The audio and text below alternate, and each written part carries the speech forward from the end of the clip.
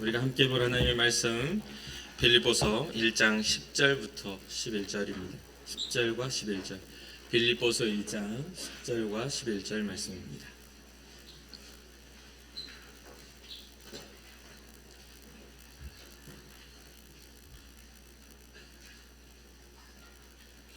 한 목소리로 합독하도록 하겠습니다.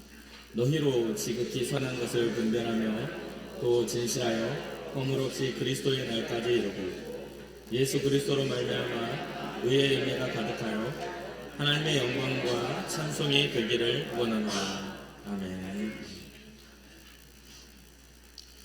살다 보니까 복 중에 복이 좋은 사람을 만나는 게 참 복이다 라는 그런 생각을 해보게 됩니다. 계속해서요. 여러 가지 이렇게 소식들이 들려오고 뉴스를 보다 보면 대부분의 불행은 만남에서부터 불행이 시작되는 것을 보게 됩니다. 그래서 매일 그러한 만남을 결정하는 것 중 뭐가 우리의 삶을 이끌어가냐 했더니 분별하는 것에서부터 우리의 삶의 방향을 우리는 결정하더라는 거죠. 매일 우리는 아침부터 시작해서 저녁 잠자리에 들기까지 항상 무언가를 선택하고 거기에 대한 가치를 분별해야만 하는, 어떤 감정을 선택하는 것에서도 또 관계를 선택하는 것에서도 우리는 그거에 대해서 뭔가 옳고 그름에 대한 분별이 필요하다라는 거죠. 그래서 아이들을 이렇게 키우면서 가장 힘든 게 뭐냐면 그 감정을 사용하는 그런 타이밍과 그 사용하는 법들에 대한 것을 가르치기가 참 힘들었던 것 같습니다. 대부분 이제 저희 아이들은 자다가 깨면 되게 예민해지는 그런 경우들이었어요. 제가 키울 때 보면. 저는 자다가 깨도 별로 예민한 사람이 아니거든요. 어느 때 깨워도 웃으면서 일어날 수 있는 사람인데, 묘하게도 제 자녀들인데도 자다 일어나면 다들 예민해지는 그런 거예요. 왜 그럴까? 항상 생각을 저는 했었어요. 그런데 그럴 때에도 저는 어떤 생각을 하냐면, 제가 눈을 뜰 때 나는 어떤 감정과 기분을 뜰 거냐에 대한 그런 스스로의 선택을 합니다. 여러분 어떠신가요? 그냥 본능대로 눈을 뜨고 짜증이 나면 짜증 부리고 기분 좋으면 웃으면서 일어나고 그런가요? 저는 하루의 시작을 저는 행복해야 한다라는 그런 생각을, 시작은 행복해야 한다는 생각을 갖고 살거든요. 그렇기에 어떠한 부분에 있어서 어떠한 상태에 있어서도 저는 그 시작점을 되게 행복하게 생각합니다. 여러분들하고 이제 이렇게 이 주일을 맞이하는 것도 사실 명절의 중간에 있는 그런 참 주일이잖아요. 근데 제가 어쩌다 보니까 어제 한 2시쯤에 눈을 떠졌어요.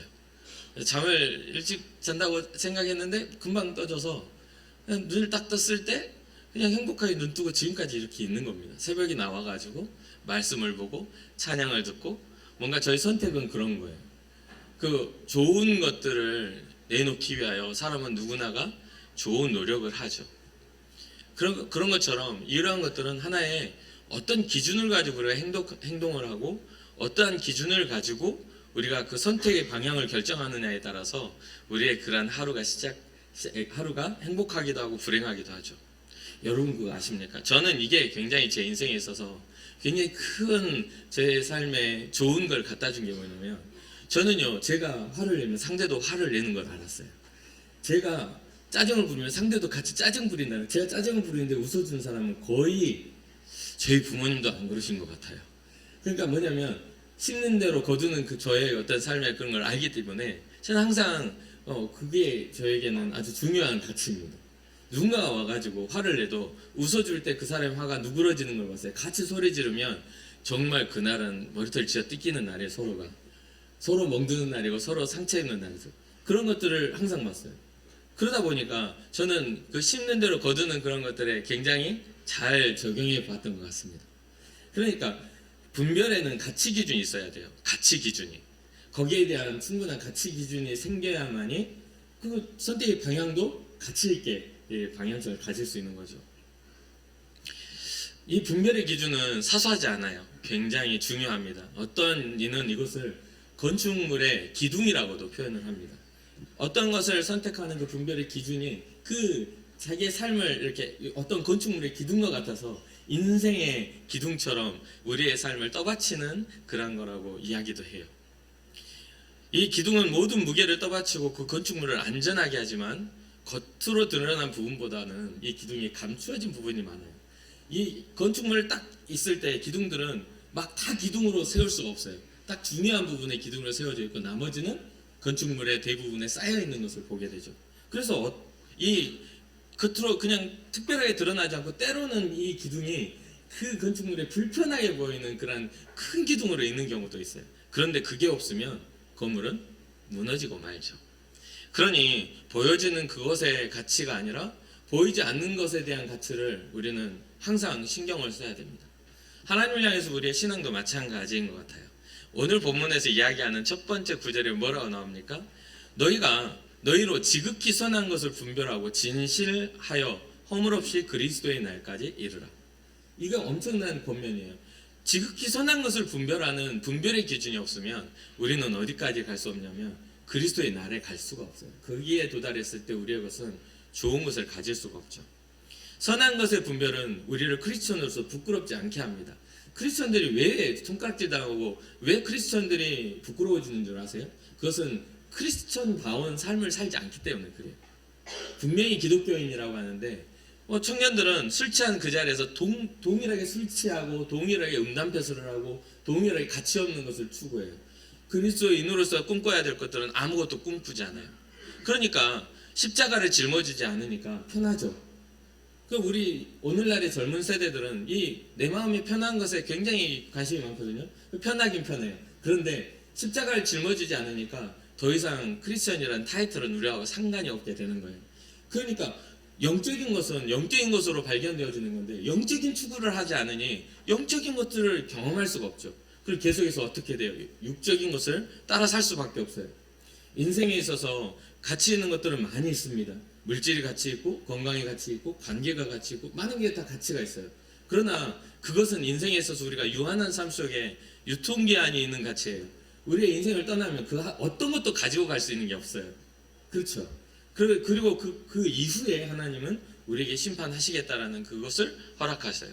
그러니까 우리가 아무리 많은 것을 소유해도 그 많은 것들의 소유한 것들이 가치 있게 우리에게 소유되지 않으면 이거는 소유가 의미가 없는 거예요.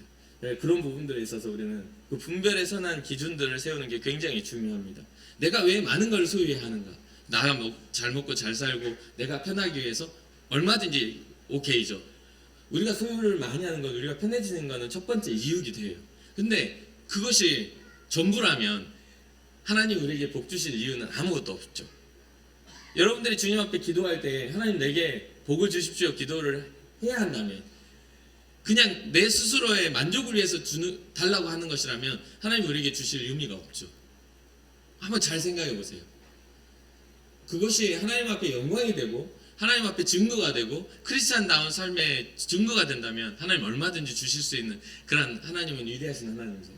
그런데 그것이 나의 이기적인 것과 나의 만족을 위한 것에서 끝나버린다면 내가 많이 소유하는 것이 하나님과 아무런 상관이 없는 거잖아요. 그런 것들에 있어서도 분별의 기준이 필요합니다. 기도를 할 때에도 마찬가지예요.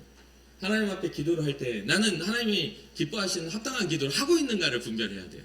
근데 하나님이 기뻐하실 만한 그런 꿈도 꾸지 않고 하나님이 기뻐하실 만한 그런 어떤 의미도 없는 것들을 끊임없이 구하는 것은 관계가 되지 않는데 와서 떼쓰는 사람과 같아요. 그리고 그건 굉장히 중요한 것이죠. 자, 그렇기 때문에 우리가 먼저 분별해야 하는 것은요, 나중에 얻을 열매보다 그 열매가 맺어가는 과정에 대한 것을 우리는 분별해야 돼요. 우리는 분별을 어떻게 하냐면 뭔가 이게 좌와 우가 있다라고 했을 때 예를 들면 이제 제가 잘 좋아하는 말씀 아브라함이 롯과 함께 그 땅을 바라보며 네가 우하면 내가 좌하고 네가 좌하면 내가 우하리라 하는 그 선언을 했을 때 그는 이 과정에 대해서 지금 좌와 우를 선택해야 하는 과정 속에서 롯에게 먼저 선택권을 줘요. 그 이유는 뭐냐면 내가 어디를 가든지 내 과정 속에 하나님 나와 함께 하시리라는 믿음이 있기 때문에 그래요. 그러니까 눈에 보여지는 것이 나에게 축복이 아니라 보이지 않는 하나님이 내게 축복이라는 그 믿음이 있었기 때문에 그렇단 말이에요.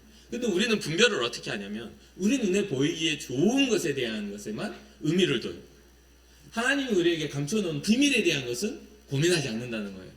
그러니까 그런 부분에 있어서 여러분들의 삶에 있어 영적 분별력이 지극히 선한 것이 분별되어지기를 주님의 이름으로 축복합니다. 우리는 성경에 나타난 믿음의 사람들을 보면 그걸 알 수 있어요. 그들이 이룩한 놀라운 믿음의 결과들이 있죠. 아브라함의 믿음의 결과, 욥의 결과, 다윗 왕의 결과, 또 솔로몬이라는 사람이나 어떤 위대한 인물들, 엘리야나 엘리사나 이런 인물들이 기록이 돼요. 근데 그들의 삶을 보면 뭐 항상 승승장구하고 항상 평안하고 항상 뭐 이렇게 완성된 삶이었던가요?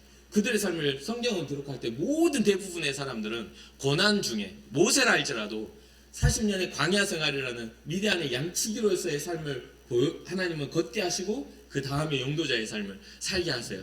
그러니까 뭐냐면 그 과정 속에 하나님은 신뢰를 가르치시고 그 걸어가야 할 그런 어떤 순종을 가르치신다는 거죠. 먼저 우리는 너무 많은 완성된 열매만 바라보고 우리는 꿈을 꿔요.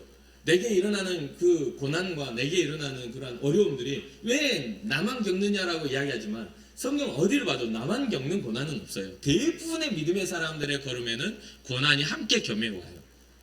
인생은 누구나가 태어날 때부터 평안한다 할 수 있죠. 뭐 걱정 없이 살 수도 있습니다. 그런 사람들도 세상에 있어요. 그러나 대부분의 사람들은 인생의 여정에 이 굴곡을 겪게 돼요. 대부분의 사람들 마찬가지입니다. 그렇기에 이 믿음의 결과에 이 좋은 놀라운 믿음의 결과에 녹록지 않았던 삶의 과정들이 있었다는 것을 우리가 알 수가 있어요. 그런데 대부분 믿음의 사람이 다 그 과정들을 넉넉하게 이겼나요? 아니요. 정말 이 인생의 이 힘든 일은요, 숨에 꿀떡꿀떡 넘어갈 때까지 와요. 어려움이라는 건 각자가 다 겪는 그런 어떤 어려움들이잖아요. 다른 사람이 봤을 때는 별거 아닌 것 같아요. 예를 들면 그렇습니다. 제가 물속에 들어가서 목에 차면요, 제 조그만 아들이 물속에 들어가면 머리 위로 올라오는 거잖아요. 그러니까 수준에 맞게끔 나는 괜찮은데 이 사람은 죽을 것 같은 그런 경험을 한다는 거죠. 그때 어떤 것들이 필요하죠? 뭔가 힘 있는 사람이 잡아 들어 올려주면 되는데 사실 그러한 도움이 아무 때나 있는 게 아니다 보니 우리는 그럴 때 주의 이름을 부르는 겁니다. 주님 나 좀 살려달라고요. 그러면 위대하신 하나님이 개입하셔서 그의 인생을 그 수렁에서 건져내시는 게 성경에 이야기하고 있는 내용들이에요. 그러면 나는 지금 별거 없으니까 나는 내 힘으로 살 수 있어 라고 생각하는 그런 사람들이 대부분 많이 있어요. 나는 죽을 만큼은 아니야, 나는 견딜 수 있을 만큼이야 라고 생각하지만 그것이 그 한계가 유통기한이 있다 보니까 어느 한계가 지나가면 극한의 외로움이나 극한의 두려움이나 극한의 떨림들이 우리에게 찾아오면 우리가 말하듯이 외로움 가운데 우울증이 일어나고 두려움 가운데 공황장애가 일어나는 거죠. 생전 그런 것들을 생각하지 않았는데 어느 때 그러한 두려움이 찾아오는 그런 때가 있어요. 오늘 하루 너무나 평안했는데, 저 같은 경우는 그래요. 너무나 평안했는데 누웠는데 심장이 정말 미친 듯이 뛰는 그런 날들이 있어요. 자다가 갑자기 깜짝 놀라서 일어나는 때가 있어요. 그런데 어렸을 때부터 저는 심하게 그런 것들이 있었거든요. 이때 지금의 이야기라면 공황장애라고 할 거예요. 근데 저는 이것을 하나님 앞에 기도해야 할 타이밍이라고 여겼어요. 그래서 막 그런 일들이 일어나면 저희 같이 아내랑 살면서도 주변에 장모님한테 연락해봐, 우리 부모님한테 연락해봐, 처제한테 연락해봐 해가지고 주변을 다 단돌이 했어요. 그리고 하나님 앞에 그 뛰는 심장을 가지고 기도했어요. 하나님, 내 인생에 무슨 일이 일어나고 나를 불안하게 하는지 모릅니다. 하나님, 이러한 것들이 불행으로 다가오지 않도록, 이유가 없는 그런 두려움과 떨림들이 그냥 이유가 없다고 여기지 않고 그거는 어둠의 영적인 어떤 도전이라고 생각하면 이거는 공황장애가 아닌 거예요. 그래서 또 그런 어떤 삶에 있어서 그런 떨림이 어떤 사건으로 나타나는, 그러니까 제 스스로가 알지 못하는 그때 어떤 사건들이 일어나기 전에 먼저 제가 아는 경우도 생겨나더라는 거죠. 왜냐하면 우리는 영적인 존재니까. 영적인 존재니까. 그러니까 그런 것들을 다 어떤 심리적으로 받아들일 것이 아니라 어둠의 역사가 우리를 넘어지게 만들려는 그런 것들로 받아들일 필요가 있다라는 거죠. 그런 것들이 많이 없다면 결국은 나 자신을 넘어지게 만들려는, 내 마음에 두려움을 심고 가는 그런 마귀의 역사라고 생각하고 대적하여 기도할 때 그런 모든 것들이 잔잔해졌던 것들을 경험해봐요. 우리는 어떤 약으로, 어떤 처방으로 사람들의 위로나 사람들의 어떤 그런 심리학적인 그런 것들로 그걸 해결하려고 하지만 결국 그것은 하나의 임시 방편에 불과한 것을 보게 돼요. 신경 안정제나 이런 것들, 그런 것들이 말이죠. 그럴 때 우리는 어떠한 것을 분별해야 돼요? 영적인 세계를 분별하고. 모든 사람이 그러한 일들을 겪을 수 있어요. 가해 눌려보신 분들이 있으시죠? 정말 저는 심하게 가해를 어렸을 때부터 많이 늘려봤거든요. 근데 그러한 부분들도 마찬가지죠. 기도하고 하나님 앞에 엎드려 구할 때 그러한 것들이 평안으로 찾아오고 떠나가는 걸 보게 돼요. 결국은 뭐냐면 그 과정을 통해서 제 마음과 제 영이 단단해짐으로 그러한 두려움도 아무렇지도 않게 받아들일 수 있는 마음의 단단함에 그러한 시간들이 필요했던 것이죠. 삶의 과정은 무시되고 결과만 좋으면 된다는 식의 개념들이 요즘에는 너무 많이 자리를 잡고 있어요. 우리의 세상, 우리가 살아가는 모든 매사에 우리의 과정은 어찌 됐든 간에 결과가 좋으면 된다. 그래서 가끔 때로는 이제 뭐 이렇게 기도해 달라고 오고 뭐 이렇게 무슨 시험을 앞에 두거나 우리 청년들이 또 부산에 있을 때도 이제 많은 청년들이 있었으니까 그 청년들이 이제 뭐 공무원이나 경찰관이나 뭐 또 소방관이나 이런 것들이 이제 코로나 터지면서 엄청 많이 이렇게 지원을 해서 했거든요. 그런데 그러한 청년들이 와서 시험을 앞두면 목사님 기도해 주세요 해가지고 기도를 하거나 뭐 이러는데 제가 마음껏 그 청년들을 위해서 기도해 줄 수 있었던 것은요, 그들의 삶이 제 가까이서 얼마나 성실하게 그 일을 준비하고 있는지를 보았기 때문이죠. 그런데 가끔은 기도해 달라고 오는 친구에게 기도를 하면서 제가 마음의 확신이 들지 않은 거예요. 그 친구는 항상 놀아요. 그런데 결과를 앞에 놓고는 기도해 달라고 해. 뭔가 자기의 노력과 상관없이 좋은 결과를 얻기 위한 것들이, 하나님이 사랑하셔서 그 친구를 좋은 결과 얻게 해주실 수도 있는 게 사실이긴 해요. 그런데 그렇게 얻는 게 과연 가치가 있을까요? 자기가 노력하지 않고 하는 것들이, 씨앗을 뿌리지 않은 곳에는 절대 싹이 나지 말아야 돼요. 씨앗을 안 뿌렸는데 싹이 난 것은 저초예요. 아니면 삶에 있어서 아싸 할 수 있는 우연의 일치이거나 그럴 수 있죠. 그런데 그런 것들이 모두에게 일어나는 건 아니죠. 삶은요, 하나님은 우리에게 인생을 걸으라고, 우리의 인생을 살아가라고 우리에게 삶을 주신 거거든요. 그러면 이 삶을 소중하게 여기고 가치 있게 만드는 것은 우리의 삶의 순간순간의 선택이고 분별이에요. 이게 선한 일인가, 이게 선하지 않는 일인가를 항상 우리는 분별하며 살아야 되는 것이죠. 그러면 약간은 추상적일 수는 있겠어요. 제가 설교를 준비하면서 저는 추상적이지 않는데 이것을 체험해보지 못한 사람들은 약간 추상적이게 느껴지겠더라고요. 그럼 뭐냐면 분별된 삶을 위해 필요한 몇 가지가 성경상에 우리는 무엇을, 우리의 삶이 선한 것으로 분별되기 위해서 필요한 게 뭐냐라고 이야기했을 때, 오늘날 특히나 합리적이고 이성주의적인 그러한 것에는 이 성경적인 것들은 굉장히 비합리적이고 비이성적인 것들이거든요. 그래서 좀 추상적이긴 해요. 그러나 이 영적인 세계는 보이지 않는 것이기 때문에 여러분 판단하시고 이 말씀을 통해서 여러분 삶의 분별의 기준들을 세우시길 바라요. 첫 번째, 분별된 삶을 위해서 그 방향성에 있어서 가장 중요한 건 뭐냐면 구별된 시간을 하나님과 함께 하라는 겁니다. 이게 굉장히 저는 중요하다고 생각해요. 제 인생에서, 신앙에 있어서 내 삶이 하나님과 구별된 시간을 가질 때 하나님이 저에게 인격적으로 말씀하신 것들을 귀기울여 들을 수 있는 것 같아요. 내가 살펴보지 않는데 뭘 찾겠어요? 저는 어렸을 때부터 보물찾기를 진짜 못했거든요. 아무리 찾아도 제 눈에는 안 보여요. 제대로 찾아본 적이 진짜 없어요. 그래서 중간에 서가지고 많이 찾아온 애들 거 하나씩 받아본 적은 있거든요. 야, 너 몇 개야? 그래가지고 하나만 주고 가. 그래가지고 이렇게 했는데 꼭 그렇게 받아서 펴보면 꽝이야. 다 아시죠? 보물을 찾은 친구들은 뭐가 좋은 건지 다 보고 와. 그래서 중간에 뺏겨도 꽝을 주고 가지 좋은 건 안 줘요.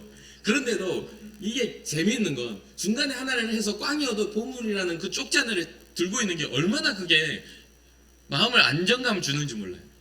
그러면 거기에서도요, 뭐가 필요하냐면 어떤 친구가 많이 찾는지를 살펴보는 그러한 노력은 필요한 거잖아요. 아무것도 못 찾는 친구 붙잡고 있어봤자 이미 다 가버리니까 나는 못 찾으니까 보자 하고 해서 쟤 몇 개 찾았다 해서 중간에 서가지고 나만 하나 줘 이렇게 할 수 있는, 그럼 그것도 노력이잖아요. 저는 못 찾으니까. 근데 우리가 신앙생활을 할 때 진짜 잘못 오해하는 게 뭐냐면 하나님과 구별된 시간, 그 친밀한 시간이 없는데 하나님을 모른다고 말한다는 거예요. 하나님을 가까이 한 적이 없는데 알 수가 없죠. 하나님을 가까이 하지 않았는데 아는 것처럼 행동하는 거예요. 그거 척이에요. 그거는 하나님 오면 여러분을 몰라. 교제한 적이 없어.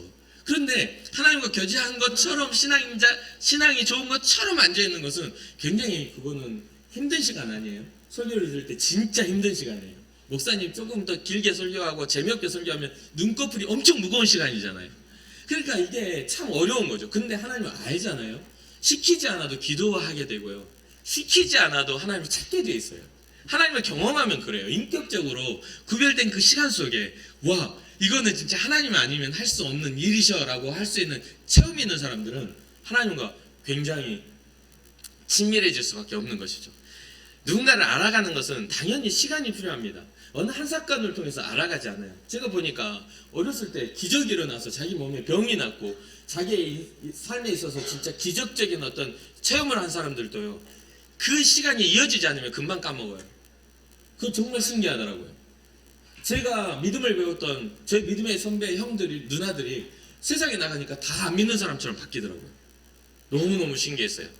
그걸 보면서 저는 참 이게 왜 그렇지? 라는 그런 생각들을 많이 했습니다. 세상에 첫눈에 반한다는 이야기를 많이 하죠. 대부분의 이제 커플이나 대부분의 결혼하신 분들은 서로 반해서 결혼한 거잖아요. 아닌가요? 그냥 마지못해 한 건 아닐 거 아니에요. 서로 반해서 결혼했는데 이 결혼한 것과 함께 그게 계속 지속되는 게 아니에요. 결혼은 하나의 시작점에 불과하지 그것을 통해서 날마다 매일 여러분들의 그런 선택에 의해서 그것은 유지될 수 있느냐 아니면 그게 위태로워질 수 있느냐를 결정해요. 아침에 일어날 때부터 욕하면서 일어나 보세요. 그러면 몇 년 못 갈 거예요. 네 하면서 일어나면 정신병자랑 결혼했나? 이런 생각 하지 않겠어요? 일어날 때마다 기분이 상해 있어. 들어올 때도 기분이 상했어. 어떤 만날 때마다 기분이 상했어. 연애할 때는 안 그랬는데 왜 이렇지? 뭔가 무서워지지 않을까요? 그런 부분들에 있어서 우리는 날마다 우리의 감정과 우리의 어떤 삶의 것들을 선택하죠. 사람의 가치는 위기 때 나타나요. 뭔가 어려운 일이 딱 생겼을 때 이 사람의 가치가 드러나죠. 대부분의 그런 가치는요, 위기 때 대부분의 가치 있는 사람은 그것을 자기가 떠안고 책임지려고 들어요. 그건 남성이든 여성이든 똑같죠. 그런데 그 가치가 드러나는 것은 그것을 내가 떠안지 않으려고 하고 상대방의 핑계를 대거나 상황을 핑계대거나 환경을 핑계를 대거나 그리고 나의 삶에 있어서 드러내지 않을 내 삶의 불행을 드러내서 핑계를 대거나 뭐 있잖아요. 뭔가 잘못되면 어린 시절부터 해가지고 뭐 너의 어린 모습은 뭐 네 안에 있는 어린 모습 해가지고 무슨 귀신이 들어앉아 있는 것도 아니고 저는 별로 안 좋아하거든요. 왜냐면 그런 것들은 과거에 불과해요. 추억에 돼야 돼요. 어려웠었지 힘들었었지. 그것이 나에게 지금까지 영향을 미친다? 그건 굉장히 진짜 그거는 내 지금의 현재 내 행동에 대한 핑계거리밖에 안 된다고 저는 생각을 해요. 성숙하지 못했다. 그러면 지금 어떻게 해야 되죠? 물론 그게 완전 잘못된 건 아니에요. 그러한 어떤 성숙되지 못한 것들을 끄집어내서 어린 아이와 같은 그걸 이제 심리학적으로 유아기적 사고 방식이라고 하거든요. 유아기적 사고 방식. 그러니까 대부분 유아기적 사고 방식을 가진 사람은 나는 이야기하지만 상대방 이야기는 듣지 않아요. 왜냐면 애들이 뭐 물건 사고 장난감 갖고 싶을 때 엄마 이야기 들어요? 사줘 하고 울고 땅 기어다니고 막 헤엄치고 막 기어다니면서 끝까지 살려고 하잖아요. 그런데 아무리 이야기해도 안 들려. 내가 원하는 것만 해야 되니까. 그러면 그런 사람들은 성장하면서 어떻게 해요? 사춘기를 겪으면서 몸이 성장하며 마음도 성장통을 겪게 되죠. 그 성장통은 뭐죠? 바로 책임을 져야 되는 삶의 성인으로 나아가는 내 몸과 함께 내 마음도 성장하여 내 인생을 책임져야 하는 그러한 성장통을 겪게 되는 거예요. 그게 사춘기예요. 그러니까 그러한 과정들이 잘 돼서 성인이 돼야 되는데 여러분 들어보셨죠? 어른 사춘기가 제일 무섭다고. 나이 다 먹어가지고 사춘기를 겪으면 그건 감당할 길이 없다는 거예요. 정확하게 그 시간들을 통해 잘 성장해 나아갈 때 우리는 균형 잡힌 한 사람의 인격으로 바뀌게 되는 것입니다. 그러한 것들은 수많은 사람 채찍과 인생 채찍과 사람 막대기가 우리를 계속해서 훈련시키는 거예요. 누군가의 쓴소리가 나로 하여금 그것을 옳지 않음을 가르쳐주는 거죠. 그게 이제 가장 가까운 가정에서의 그러한 것이죠. 그런데 영적인 건 어떻게 되죠? 영적인 것은 하나님이 개입하시지 않으면 절대 깨달을 수가 없어요. 이게 정말 중요한 거예요. 그래서 하나님과의 구별된 시간에 그런 어떤 그 구별된 시간의 그 관계, 하나님과의 그 시간을 같이 하지 않으면 그것은 깨달아지지 않아요. 그러니까 성령이 우리에게 일하셔야만이 그 영적인 것들은 깨달아지기 때문입니다. 요한복음 17장 3절을 보면 영생은 곧 유일하신 참 하나님과 그가 보내신 자 예수 그리스도를 아는 것이다라고 이야기를 해요. 안다라는 것은 굉장한 어떤 그런 어떤 행위 속에서 경험을 포함한 것을 의미해요. 그냥 단순하게 지적으로 아는 게 아니라 실제로 경험하는 것들. 그것이 이제 남녀간의 이성의 그런 어떤 경험까지도 포함하는 그런 단어로 원어는 쓰여지고 있죠. 그래서 그런 알미라는 것은 그냥 단순하게 지식적으로 아는 게 아니라 우리의 삶을 통해서 경험하게 되는 거예요. 그래서 우리에게 주어지는 광야나 우리에게 주어지는 어떤 고난들이 하나님 앞에서 주님을 깊이 경험할 수 있는 기회가 되기도 해요. 신앙의 성장은 개인적인 체험 안에서 얻어지는 하나님에 대한 그 지식에 따라, 개인적인 체험에 따라서 하나님을 아는 그 지식에 따라 성장을 해요. 신앙은 그래요. 근데 이게 공동체적으로는 잘 안 돼요. 제가 어렸을 때부터 목회자의 자녀로 이렇게 살면서 제가 어렸을 때는 부흥 집회가 많이 있다 보니까 어떤 신비한 일들이 많이 일어났어요. 그것을 저는 구경하기를 좋아했고 막 불 받았다 하면서 막 뛰어다니는 기도하는 사람들 기도 무슨 기도하나 이렇게 들어보는 거 좋아했다 했잖아요. 어렸을 때는. 왜냐면 저는 어리니까 제가 무슨 기도를 회개하라 해봤자 뭐가 많이 있겠어요? 죄를 지은 게 별로 없는데. 그리고 저는 책임감도 없고 어리니까 뭐 열심히 할 필요도 없잖아요. 그러면은 막 열심히 땀 흘리면서 침 흘리면서 기도하는 사람들 옆에 가가지고 듣고 있는 거죠. 이렇게 더 심하게 기도하는 사람일수록 가서 이렇게 듣고 있어요. 그럼 심하게 기도하는 사람일수록 심한 기도를 해요. 진짜 심하게 기도해요. 이게 기도인지 사람 저주인지 모를 기도를 계속 하고 있어요. 그러한 것들이 많이 일어나요. 그런데 그러한 것들이 개인적인 체험 안에서 어찌됐든 간에 주의 이름을 부를 때 그들이 성령을 받게 되고 그 성령의 은혜를 통하여 살아왔던 삶의 방향과 인격이 변화되는 것들을 보게 되었다는 거죠. 그런데 여기서 우리가 알아야 되는 것은 성장은요 단숨에 이루어지는 게 아니에요. 성장은 시간을 두고 점점 성숙하고 완성되어져 가는 거예요. 그 제자리 걸음을 하고 있으면 안 되는 거죠. 계속해서 성장해 나가는 거예요. 영적인 건 더욱더 그렇죠. 그래서 그러한 것들을 가르쳐주기 위해 성경은 믿음의 사람들의 삶의 여정을 다 기록한 겁니다. 아브라함이 어떻게 믿음의 여정을 떠나게 되었는지, 그가 도착했던 그 약속된 땅에서 어떻게 애굽으로 이렇게 내려가게 되고 가뭄을 겪게 되잖아요. 분명히 하나님이 약속해서 거길 갔는데 심한 가뭄이 와가지고 아브라함이 어떤 사람이에요? 양치기잖아요. 그냥 그러한 때를 가지고 풀이 말라가니까 풀 위에 있는 곳을 따라 내려오다 보니까 어디까지 가냐면 애굽까지 가게 된 거예요. 그 가나안 땅에서 거기를 따라서 내려가서 풀이 있는 곳까지 가니까 거기까지 가니까 어떻게 됐죠? 아내 뺏겼어요. 지창금 엄청 많이 받고. 그러니까 하나님이 약속 따라 갔는데도 고난은 있다 없다? 있었던 거죠. 그런데 그러한 것들을 통해서 어떻게 돼요? 하나님에 대한 신뢰가 계속해서 검증되어지는 거죠. 그러한 상황 속에서도 아브라함은 하나님에 대한 신뢰를 놓지 않았다는 거예요. 요셉도 마찬가지고 여러 가지 다니엘도 그 세 친구들도 마찬가지예요. 그런 사람들은 계속 기록하고 그들의 인생을 보여주고 있잖아요. 그러니까 우리는 우리만 고난당하는 게 아니라 모든 믿음의 사람들의 믿음의 길을 걸으려면 마귀는 우리에게 항상 시험거리를 주고 우리를 넘어지게 만들려는 그런 영적인 도전은 있다는 거죠. 세상에서 화려한 것이나 세상에서 좋아 보이는 것들, 물질주의 그런 것들도 우리의 믿음을 뺏어가기에는 충분해요. 왜냐하면 하나님과 물질을 겸하여 섬길 수가 없기 때문에. 그리고 어떤 사람은 많은 물질이 있어서 선하게 쓸 수 있는가 하면 어떤 사람은 작은 물질 가지고도 인색하게 하나님 앞에 나아온 사람들이 있죠. 그거는 선택이기 때문에 뭐가 잘하고 뭐가 잘못했다라고 우리는 평가할 수 없어요. 왜냐하면 그것은 하나님이 평가하실 평가이기 때문에. 우리는 그냥 단순하게 우리에게 주어진 것에 대해서 지극히 선한 분별력을 가지고 살아가기 위해서 기도해야 하는 거죠. 그러려면 다시 한번 강조하지만 하나님과의 구별된 시간을 가지라는 거예요.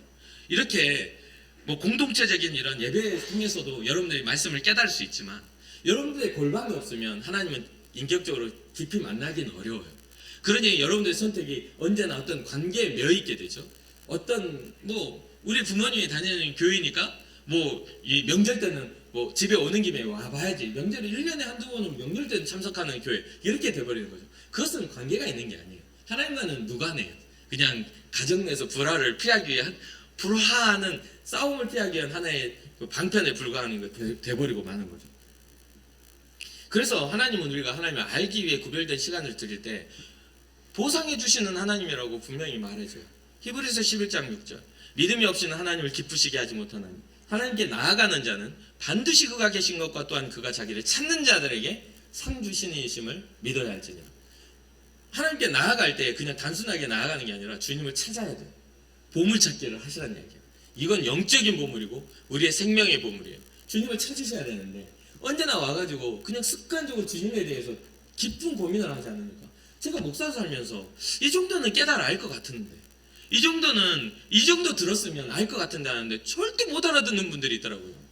진짜 10년, 20년, 30년, 40년 했는데도 주님 다시 오시지 않는다고 믿는 사람들이 있는 거예요. 와, 진짜 답답하다. 재림의 예수님에 대해서 예수님이 말씀하셨는데 안 믿어지니까 안 믿는데요. 오셨으면 진작 오셨지 지금까지 안 오셨겠냐고 그렇게 이야기를 하는 거예요. 교회 권사님인데 주여 그럼 왜 철야에 나와가지고 기도하고 가시는지. 그래 나중에 왜 그러면은 철야 기도 오냐 했더니 내가 기도해야 내 자식들이 잘 살죠 이러고 있어요. 와 주님 이건 진짜 무당 앞에 찾아가가지고 그 비나이다 하면 삼해지진 만큼밖에 안 되는 신앙생활을 몇십 년 동안 하고 있는 거예요. 그래서 제가 이제 시골에 가가지고 목회를 하니까 우리 권사님이 이제 제가 차량 운행을 하고 있는데 다른 권사님한테 김 권사 빨리 타! 이럴 때 새벽 기도 해야지 막 그러면서 하는 말이 김 권사가 기도해야 자식들이 잘 되지 이렇게 이야기하고 있는 거예요. 그러니까 기복신앙인 거예요 그게. 뭔가 이렇게 기도하지 않으면 뭔가 하나님이 책망할 것 같아서 신앙생활 하는 게 이게 너무 가슴 아프게 느껴지는 거예요. 그런데 한 3년, 4년 목회한 다음에 그 권사님의 그 고백이 달라졌어요. 어느 날 예배가 끝나고 그 권사님이 저한테 와가지고 우시는 거예요. 그때가 한 86세 정도 되셨는데, 84세? 이 정도 되셨는데. 목사님, 왜 그러시냐고 했더니, 이제야 내가 깨달았다. 뭘 깨달으셨냐고. 나는 이제까지 내가 기도해야 내 자식들 잘 사는 줄 알고 내가 열심히 기도했는데, 먼저 내가 예수 그리스도의 이름으로 구원받았다는 것을 이제서야 깨달았다고. 그런 이야기를 하셨는 거예요. 그날 제가 얼마나 온 줄 몰라요. 그분 모셔드리고 차 타고 오면서 주님 감사합니다. 주님 감사합니다. 주님은 여러분들 기도를 통해서 자녀를 복 주시려고 오신 분이 아니에요. 여러분들 기도 안 한다고 자녀들이 아니 기도한다고 제대로 못 사는 자녀들이 잘 살고 기도한다고 뭐 이렇게 생각이 잘못된 자녀들이 잘 삽니까? 그럼 이삭은 믿음이 없어서 에서가 나왔습니까? 전 제 자녀들한테 그 이야기예요. 이삭이 믿음이 없어서 에서와 야곱이 나온 줄 알아? 그것은 자신의 신앙은 선택인 거예요. 부모가 대신 어떻게 해줄 수 없는 하나님이 야곱에게 찾아가셨기에 이스라엘이 된 거잖아요. 그럼 뭐 이삭이 뭐 어떻게 몫을 했습니까? 자기 형 장자권 뺏어가 버린 그 야곱 그 사기꾼한테 하나님이 찾아가셔서 베델의 하나님을 만나 주셨고 그에게 축복이 되어 주셨기 때문에 이스라엘이 된 거잖아요. 그러한 것들이 있는 것처럼 근데 여기에 뭐가 필요해요? 찾는 게 필요해요. 지금 나를 축복해 주시지 않으면 놓을 수 없다라고 약복강가에서 야곱이 천사를 붙들고 씨름했던 그런 환도뼈가 부러져서라도 나를 축복하시라고 했던 그런 찾는 열정이 필요하다는 거죠. 그래야만 주님을 만날 수 있어요. 자기를 찾는 자들에게 주님은 자신을 나타내 주시는 분이시기 때문에 그래요. 그러니 사랑하는 성도 여러분, 여러분들의 인생에 있어서 주님과 정말 구별된 그런 시간을 가지시기를 주님으로 축복합니다. 그게 큐티가 될 수도 있고 작정된 기도의 시간이 될 수도 있고 여러분의 삶 속에서 주의 이름을 부르는 그 정해진 시간이 될 수도 있어요. 근데 그런 거 아무것도 없으면서 주님과 친밀한 척은 하지 마시라는 거죠. 그거 굉장히 우스워져요 우리. 그러니까 그런 어떤 신앙적 루틴을 갖고 살아야 되는 거죠.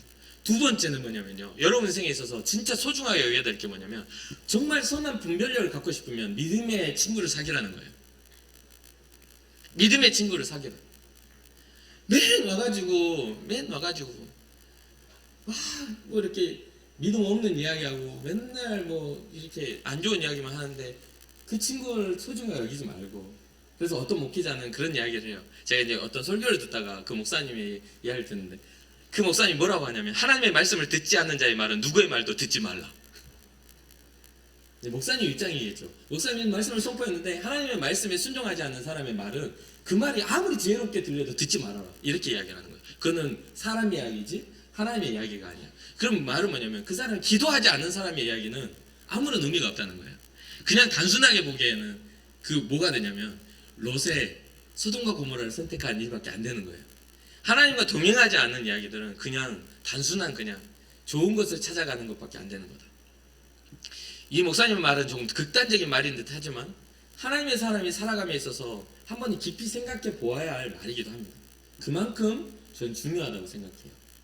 여러분들 삶에 있어서 하나님을 사랑한다면 또 그 뜻대로 살고자 하는 그러한 사람을 만난다면 그 사람을 세상에서 가장 소중한 사람으로 대하시기 바랍니다. 그 사람이 믿음의 사람이라면 진짜 이 사람을 놓치면 안 돼요. 이 사람이 나의 믿음의 동반자가 되어줄 거라는 그런 생각을 가지고 세상에 보내신 나와 함께할 나의 믿음의 어떤 동무다라는 그런 생각을 가지고 이게 서로 연합하여 삼겹줄을 만드시기 바래요. 정말 기도하는 기도의 모임을 만들고 말씀을 함께 읽고 그것을 나눌 수 있는 그런 사람들을 주변에 두시기 바래요. 그래서 바울이 고린도전서 15장 33절에 이렇게 권면해요. 속지 말라. 악한 동무들은 선한 행실을 더럽히나니. 악한 동무들은 선한 행실을 더럽히게 된대요. 그럼 선한 행실은 무엇입니까? 선한 분별력을 가지고 그것을 유지하기 위해서 선한 삶을 꿈꾸며 살아가는 모든 것들을 어그러지게 만들어요. 가치 없는 것처럼, 미련한 것처럼, 소용이 없는 것처럼 이렇게 이야기를 해요. 그러니까 지금 이 시간 여러분들이 구별된 이 시간을 후회하게 만들어요. 야, 그 시간에 거기 가서 뭐해? 라고 생각해요. 그러나 하나님은 이 구별된 시간들을 아름답게 여기시는 분임을 잊지 말아야 될 겁니다. 믿음의 친구들은 깨어 의의를 행하는 사람들입니다. 깨어 의의를 행한다는 것은 깨어서 기도하는 사람들이고 하나님의 뜻을 따라 걷기를 원하는 사람들이에요. 이런 사람들은 하나님을 진심으로 아는 사람들이에요. 그러니까 여러분, 그런 사람을 만나고 싶다면 여러분들이 먼저 하나님을 알아야 그런 사람들을 알아볼 수가 있어요. 내게 믿음이 없으면, 믿음이 뭔지를 내가 모르면 믿음의 사람을 못 알아봐요. 그러니까 저는 우리 아이들에게도 항상 이야기합니다. 너 인생에 좋은 친구를 만나고 싶어? 그럼 네가 먼저 좋은 친구가 되어라. 뭔가 내 안에 좋은 친구의 그 기준이 세워져야만 그 친구가 좋은 친구인지 아닌지를 아는 거잖아요. 나는 완전히 사기꾼 같은 마음을 가지고 있는데 어떻게 좋은 친구를 만나겠어요? 그 친구 만나 사기칠 생각만 하고 있겠지. 그렇지 않아요? 그래서 제가 한 말이 있어요. 야, 너는 좋은 친구를 만났는데 네가 좋은 친구가 안 되면 너는 인생의 복을 받았지만 그 친구는 너를 통해서 폭탄을 만나는 거야. 그러니까 좋은 친구가 되어주는 게 중요해. 그러면 너의 삶에 좋은 친구가 생겨날 거다. 가치를 가져라.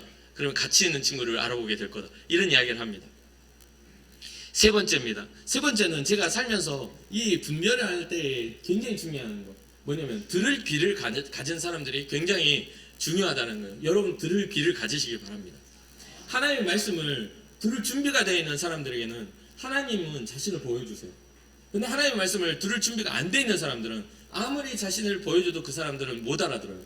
그러니까 성경에는 하나님의 말씀을 청종하는 사람들에 대해서 끊임없이 이야기합니다. 청종하는 것은 귀 기울여 듣는 것, 하나님의 뜻이 무엇인지를 그 하나님의 사람들을 통해 하나님의 보내신 자들을 통해서 이야기하시는데 그것을 들을 귀가 있는 사람들이 믿음을 지켰어요. 그 마태복음 13장에 씨 뿌린 자의 비유를 들려주시면서 하신 말씀, 그 비유를 하시면서 하는 말이 귀 있는 자는 들으라고 이야기하시죠. 굉장히 오늘날의 씨 뿌리는 자의 비유는 어렵잖아요. 그런데도 불구하고 이것은 듣는다고 깨달아지는 게 아니에요. 우리가 믿고 여러분 아실 거예요. 말씀을 듣고 밖에 나갈 때 이미 내 마음에 믿음이 없어지는 거. 이런 사람은 길가와 같아가지고 이 말씀은 내게 적용이 안 돼요. 심겨지지 않아. 금방 잊어버리고 마귀가 와서 그걸 빼앗아가요. 부정적인 생각들이 피어 올라와요. 두 번째는 돌짝박 같은 사람이에요. 분명히 말씀이 심겨져서 양심에 찔림이 됐는데 잠시 잠깐 자기에게 필요한 열매를 맺기 필요한 햇빛을 쬐도 이거 말라버려요. 은혜를 읽어도 그 은혜가 보고 하나님 관심 갖지 말아주시죠. 주님의 뜻대로 살기엔 나는 참 힘든 것 같습니다. 왜? 뿌리가 얕아. 그러니까 주님의 은혜를 주셔도 그게 너무 버거워지는 거예요. 그리고 세 번째 뭡니까? 가시덤불과 같이 모든 세상의 염려와 근심과 걱정들이 다 나를 싸는 거예요. 요즘엔 문화도 될 수 있고 요즘에 어떤 지식이 될 수도 있어요. 세상의 풍조가 내 감싸요. 정말 잘 뿌려내려고 잘 자라고 있는데 모든 것들이 햇볕과 은혜를 가로막아 버리고 마는 거죠. 그러니까 결국은 뭐예요? 귀 있는 사람이 마음의 어떤 옥토와 같이 준비될 수 있다는 거죠. 저희 말씀이 우리에게 영향력 있게 우리 마음에 있는 그 딱딱한 밭을 갈아엎어야 되고 그 갈아엎으면 그 안에 막 함께 있었던 돌들이 밖으로 나오면 그를 밭 밖으로 빼내야 되는 거잖아요. 그리고 뭐예요?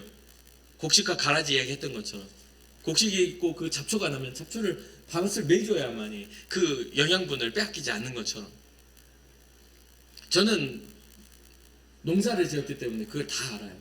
제가 있었던 곳에 저희는 할머니랑 살 때 할머니가 밭을 갈면 얼마나 돌을 많이 이거를 밭에서 빼냈는지, 산을 이렇게 개간해서 했기 때문에 이 밭 옆에가 돌이 무덤처럼 쌓여 있었어요. 계속 갈면 또 나오고 갈면 또 나오고 해가지고 그거를 좋은 이 곡식을 얻기 위해서 그것을 계속해서 빼내다 보니까 산처럼 몇 무더기가 쌓여 있는 거예요. 밤마다 그렇게 많이 나오니까.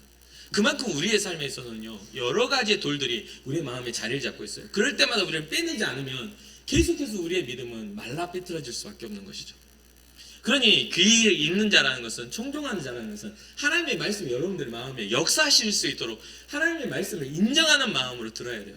제가 이제껏 살아오면서 전 누군가 와가지고 자신의 이야기를 하면 많이 듣는 편이에요. 그리고 또 이야기를 해달라면 많이 이야기해 주는 편이에요. 그 시간이 얼마나 긴지는 저하고는 상관이 없어요.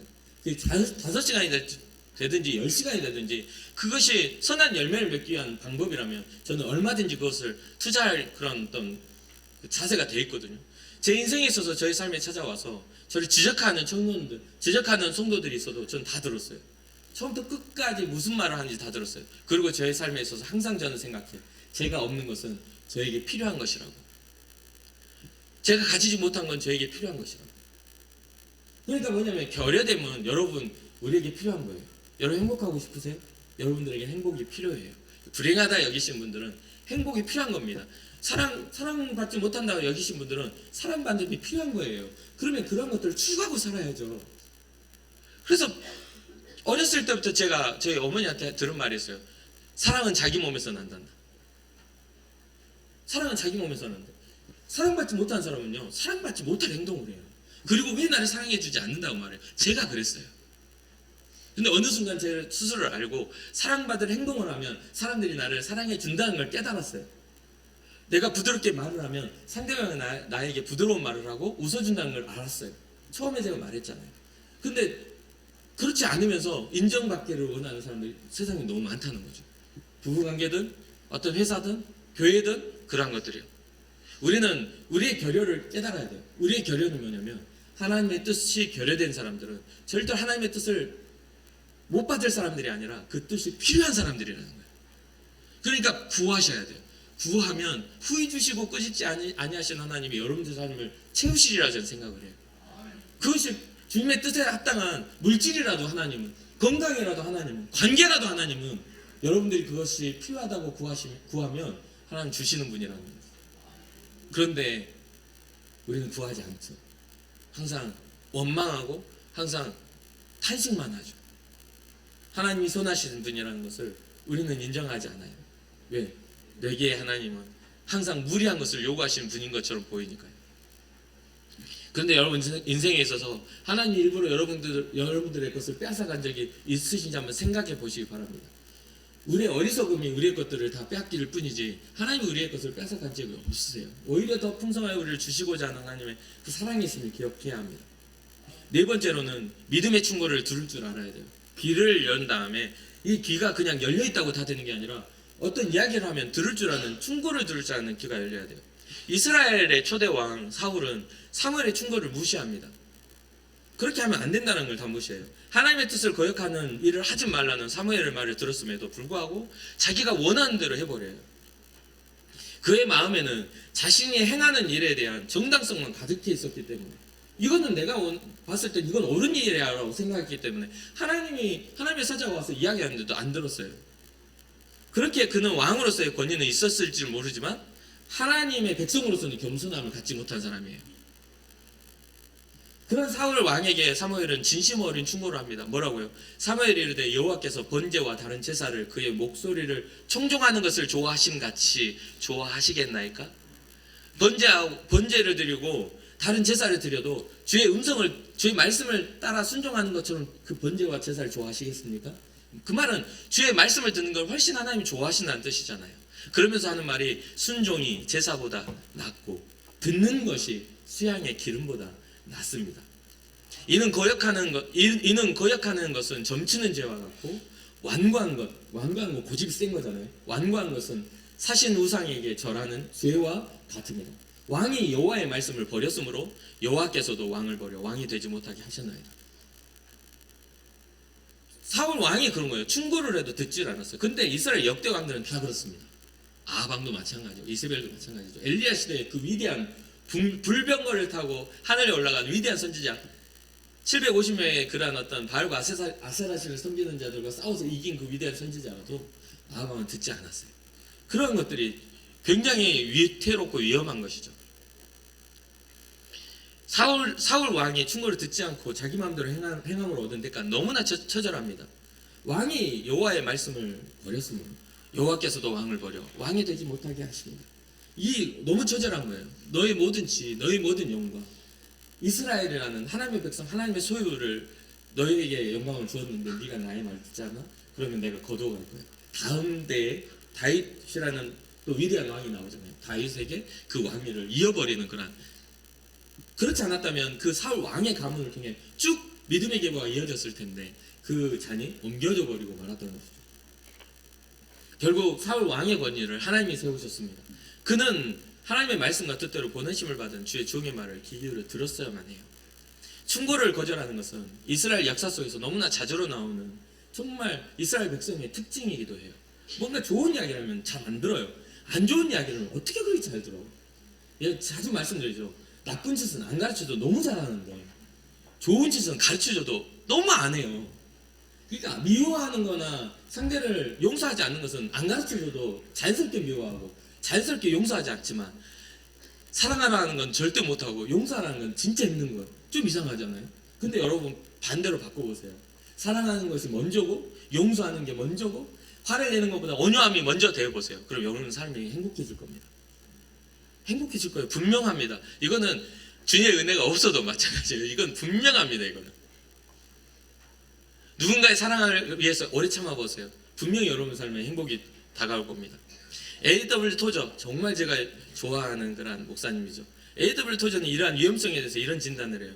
교회와 교회 조직은 이스라엘을 파멸시킨 것과 똑같은 오류를 범할 가능성이 많다. 즉 훈계를 받지 않으려는 경향이 있다. 성장하거나 성공적인 수고를 한 후에는 스스로 자축하려는 마음을 가지려 한다. 성공 그 자체가 다음에 오는 실패의 원인이 된다라고. 그러니까 교회가 어떤 것들이 되어버리냐면 스스로 십자가를 짊어지는 사람들은 사라져가고 영광을 얻으려고 하는 사람들만 자리를 잡더라는 거예요. 그러니까 그 영광 뒤에 교회의 처절한 실패가 기다리고 있더라는 거죠. 너무 어려운 이야기는 아니죠. 예수 그리스도의 십자가의 그 은혜로 세워진 교회지만 십자가의 의미는 사라져버린 교회. 교회에 와가 여러분 복을 받기를 원하십니까? 물질의 복을 받기를 원하십니까? 아니면 병이 낫기를 원하십니까? 주님이 그러한 것들로 초대하셨나요? 아니요. 주님의 초대는 회개하라. 천국이 가까이 왔다. 하나님의 나라가 가까이 왔다. 그게 우선입니다. 그래서 먼저 그 나라와 그의 의를 구하라. 그래야면 이 모든 것을 도와주시는 분이 하나님이신 거예요. 근데 우리는 먼저 그 나라 그 의가 없어요. 하나님의 나라를 바라잖아요. 그러니 이 땅의 세상만 바라보고 이 땅의 영광만 쳐다보고 사는 거죠. 여러분들에게는 어떻게 말할 수 없지만 저는 평생을 꿈꾸며 살아요. 미친 듯이 꿈을 꿔요. 새벽에 저는 잠을 깨면 저는 자주로 새벽에 잠을 깨거든요. 어렸을 때부터 그래요. 그런데 저는 잠을 깨면 이걸 대부분 사람들은 뭐라고 하냐면 불면증이라고 해요. 그렇잖아요. 제가 아내랑 결혼하기 할 때까지 제가 하루 2시간 정도밖에 못 잤거든요. 어렸을 때부터. 저는 살면 긴장감과 불안감이 높은 사람이었으니까. 하루 2시간이에요. 그래서 대학교 다닐 때도 제가 대학교 이렇게 복학했을 때도 저랑 같이 기숙사 쓰는 그 후배들이 기도 제목이 그거 있어요. 박대성 선배 잠 좀 잘 자게 해달라는 게 기도 제목이었어요. 왜냐면 2시간밖에 안 자니까 다 자고 있는데 저 혼자 스테드 켜놓고 말씀 보고 있고 기도하고 있고 이러니까 미치겠는 거예요. 자기네들 불빛 때문에 잠을 못 자겠는 거예요. 그렇게 해가지고 저는 그게 너무 부담스러워서 대학교에 내려가가지고 새벽 3시까지 기도를 하고 한두 시간 자면 새벽 기도가 되거든요. 그러면 그때 거기에서 자다가 일어나서 새벽 기도를 하고 하루를 시작했어요. 굉장히 불면증이 심한 사람이라고 볼 수 있겠죠. 근데 저는 그걸 불면증이라고 안 했어요. 불면증이라는 것은 잠을 진짜 자고 싶은데 못 자는 건데요. 저는 자고 일어나면 개운했거든요. 지금은 더 많이 잡니다. 더 많이 자요. 그런데 그렇게 했기 때문에 새벽에 딱 일어나면 하나님이 내게 하라는 일이 있는 것 같아 라고 생각하고 수많은 생각을 하고 수많은 꿈을 꿨어요. 지금도 마찬가지입니다. 아주 오랜 시간. 나중에 어떤 꿈을 꾸어왔었는지는 하나님이 증명하시고 하나님이 이루어 가시겠죠. 사랑하는 성도 여러분, 우리가 정말 우리 교회 안에 있으면서 교회와 교회 조직을 우리가 잘 생각해야 돼요. 이스라엘을 파멸시키는 것과 같은 그런 오류를 범하면 안 되죠. 뭐냐면 자신들은 의로운 자 아브라함의 자손이라는 그런 생각들로 가득 차서 예수 그리스도를 죽였던 생각. 그런 것들을 우선 벗어나야 돼요. 성장하거나 성공하는 것들이 전부가 돼서는 안 돼요. 교회는 성장과 성공을 위한 곳이 아니에요. 교회는 생명을 살리는 곳이에요. 그곳에 한 명이 앉아있더라도 생명을 살려야 돼요. 여러분들이 교회예요. 건물이 아니에요. 비전을 가진 한 사람이 수많은 사람들을 살려요. 비전이 없기 때문에, 하나님을 향한 꿈이 없기 때문에 우리는 우리 자신만을 위해서 산다는 거죠. 마지막입니다. 이게 성경의 가르침인가 성령의 가르침인가, 이거 굉장히 저는 많이 묵상했거든요. 여러분 아시다시피 지나간 코로나 시절에 여러분 이 교회, 이 한국 땅에 다시 한번 붐이 일어난 게 말씀으로 돌아가죠. 그러니까 성경 공부 붐이 막 일어났어요. 지금 진짜 전국에서 말씀만이 우리의 그 교회를 살릴 수 있다, 이렇게 하면서 말씀으로 돌아가자고 이렇게 운동이 일어나고 있어요. 전적으로 동의합니다, 제가. 그런데 주님의 말씀으로 앞으로 돌아가자는 말의 중요성은 아무리 강조해도 부족하지만, 근데 여기서 중요하게 한 가지 더 추가했으면 좋겠어요. 그것은 바로 성경을 텍스트로 배울 건가?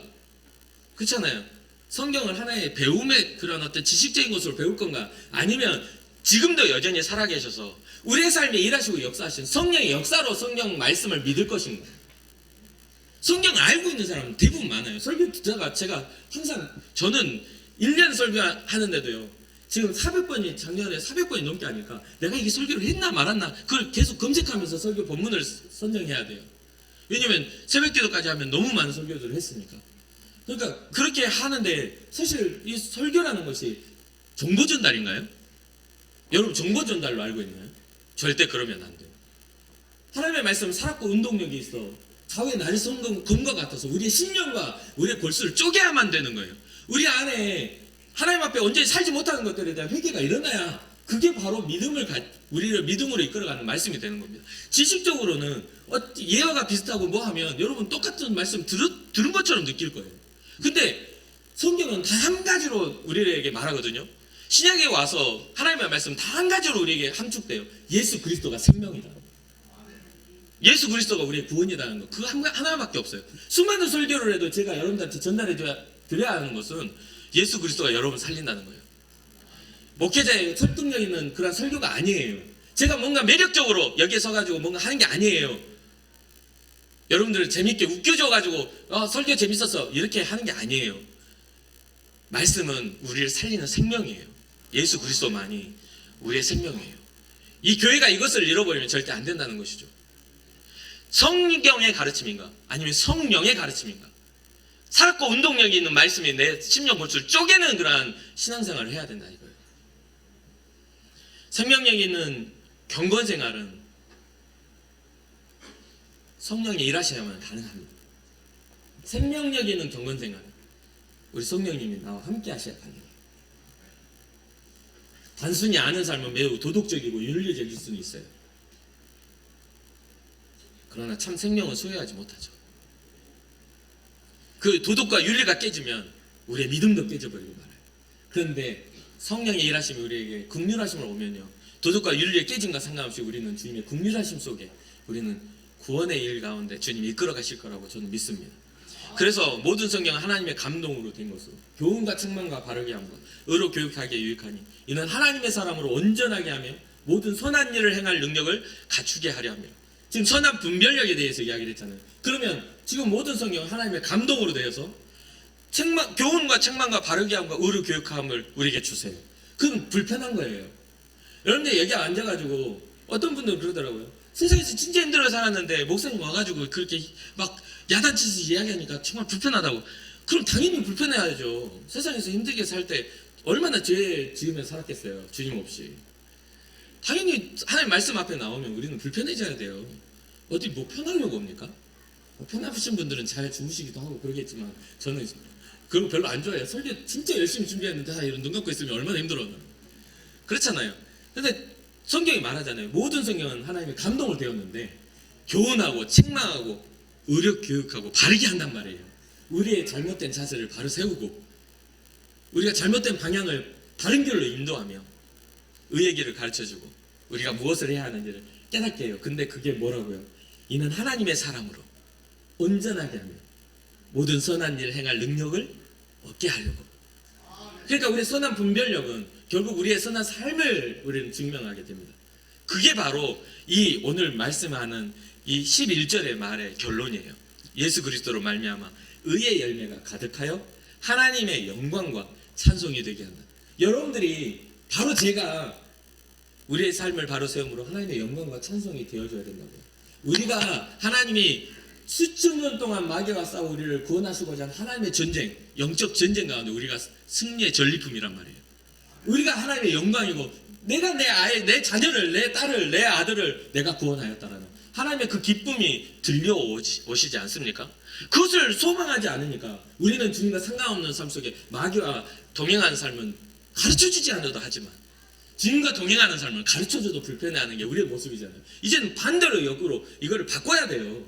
주님과 동행함이 우리는 기쁜 사람이 되어야 하고 우리는 크리스천이니까 우리는 예수의 사람들이니까 예수의 사람들이니까 예수로 인하여 예수의 흔적을 남겨야지. 마귀의 자녀인 것처럼 흔적 남겨 살면 안 되잖아요. 그러한 것들을 우리는 끊임없이 꿈을 꾸고 하나님 앞에 친밀하게 구별된 시간을 갖고 주의 말씀을 정말 함께 고민할 수 있는 친구들을 만나고 그렇잖아요. 그리고 어떠한 말씀이 있더라도 들을 귀를 가지고 믿음의 충고를 받아들고 하나님이 우리에게 하시는 말씀이 무엇인지를 깊이 있게 바라볼 수 있는. 그리고 마지막으로는 하나님의 말씀 단순한 정말 소설과 같은 텍스트로 받아들이지 말고 여전히 살았고 운동력이 있어 현재 우리를 이끌어 가시는 생명력 있는 그 말씀으로 받아들여서 성경의 이끄심이 아닌 성령의 이끄심을 따라 주의 말씀을 깨달아 하는 여러분과 제가 되기를 주님으로 축복합니다. 잠시 기도하겠습니다.